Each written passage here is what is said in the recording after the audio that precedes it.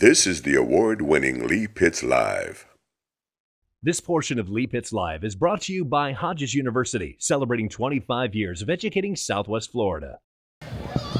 Southwest Florida, welcome back to Lee Pitts Live. We are on the River District, and it's Martin Luther King Day celebration, and we have thousands of people out here. Right behind us is the Caloosahatchee River, and when you talk about Fort Myers, the Caloosahatchee River, River District, the redevelopment of Fort Myers, bringing the community together, we are so fortunate that we have a mayor that is actually hands-on, shows up, and participates. Mr. Mayor, you're out here at Martin Luther King Day in your fine city, and it doesn't go without notice that the majority of the people here are African Americans who have come downtown to Centennial Park to celebrate the leadership of what Dr. King meant to them.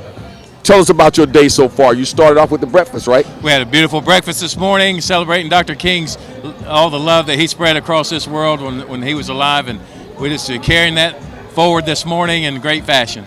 Now, I've been around here for at least almost 30 years and seen a lot of things, but I have not seen a mayor who is so committed to actually being hands-on in the community, not just for political season, but you made it your mission to actually, where people can actually get close to you, right?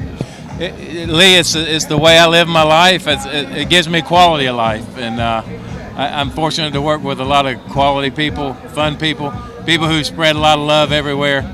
It's a good place to be.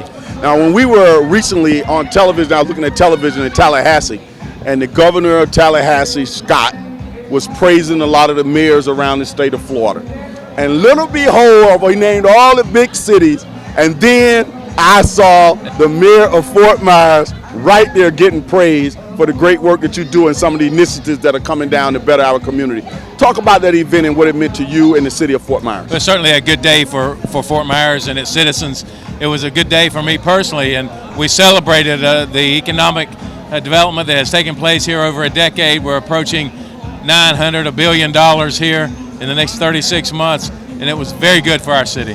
What keeps you up, Mr. Mayor, nowadays? I know we have some hot issues like crime, we have redevelopment issues, and security where you put the cameras in, and different things that happen in the community, positive and things that need work on. What are some things that keep you up, and what are you doing about those things? Lee, make no mistake about it, there are troubling things that happen in our city and across America.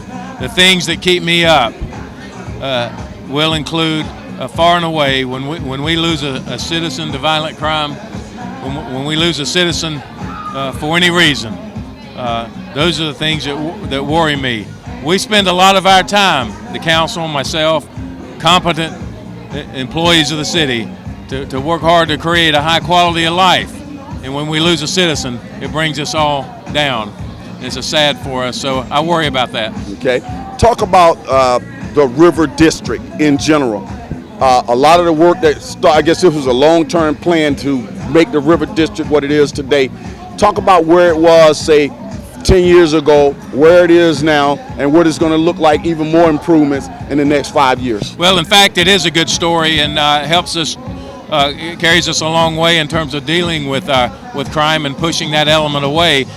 In 2003, we hired one of the most renowned urban planners in the country, Andres Duany, who helped set a vision for our city, and then the council has demonstrated extreme perseverance, if you will, to make sure that we implemented on that plan. And as I said, within the next 36 months, we will exceed $1 billion in private investing, all inspired through the vision, the plan, so that investors could come here with confidence. When you look at our city council for the city of Fort Myers, and particularly throughout Southwest Florida, when you look at city council, I don't think there's any city council or county commission or school board, anything of that nature that is as diverse as the Fort Myers City Council. What type of message does that send to people in this city and people around the country? Well, I think it demonstrates that we have tremendous respect for one another. We have achieved a lot because we respect one another. Teresa Watkins Brown and Johnny Street, some of the smartest people I've ever worked with. When you look at Mike Flanders and Forrest Banks, who bring 30 years plus in planning and engineering, and you combine that with the kind of diversity we have on our council, it has been a recipe for success. Now, you just ran, I guess 2 years ago, you were elected again. Before you know it, it'll be 2 more years of it. Yeah. Can you announce right now 4 more years? Well, Lee, it's a little early, but I want to tell you, I love what I do. Okay. It turns me on. I've worked with great people, and I would say it's looking very optimistic. Okay. Hey, let's keep it light. Now, you get to break out the cashmere coat in Fort Myers. People looking at this on television say, Fort Myers, we got the mayor's in an overcoat. What's going on down here? I like what we got here, and this weather is a nice little change of pace. But talk about how you're feeling about the weather. What are people saying? It's brisk this morning. I feel very frisky, but this coat comes in very handy on a 48-degree day like we have today. Only problem I have right now is my feet are cold. Okay. The dollars spent in East Fort Myers, particularly Dunbar community. Oftentimes people feel that nobody's talking about Dunbar community. No dollars are going over there. Yeah. But that's not quite true, is it? That's true. We have, if you come in, if anyone wants to come in, as a matter of fact, we could lay out a 5-year capital improvement plan that shows that millions of dollars are being spent everywhere in the city, and especially in the Dunbar area, because infrastructure is in fact what's going to create the quality of life ahead. So it's all documented. It's a perception, I believe, and we'd like to push that perception back. So I'd urge anyone who would like that kind of detail we have it available. We'll make it available, and it's a good story, and we have more to do. And folks who are looking at this on social media all around the world, the Dunbar community here in South Florida is the largest African-American community in the city of Fort Myers. We're international, Mr. Mayor. Sure. Mr. Mayor, when you look, keeping Dr. King's mission in mind and his work, when you look 5 years down the road at the city of Fort Myers, again, keeping Dr. King's mission in mind, what are some things that you hope the community will continue to progress towards? Well, Lee, we were reminded this morning at the Dr. King breakfast that Dr. King achieved a lot in his life because he embraced people. He embraced his fellow human beings, men and women across the spectrum. It didn't matter what color. And that's the kind of life we want to encourage.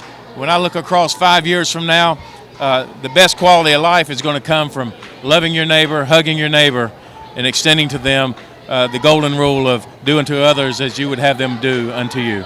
Outstanding. Well, Mr. Mayor, we want to thank you for stopping by. We know you got a busy day. You've been busy all this weekend with the Dr. King celebration, and for taking time to come out to Lee Pitts Live. Thank you. And we'll be right back.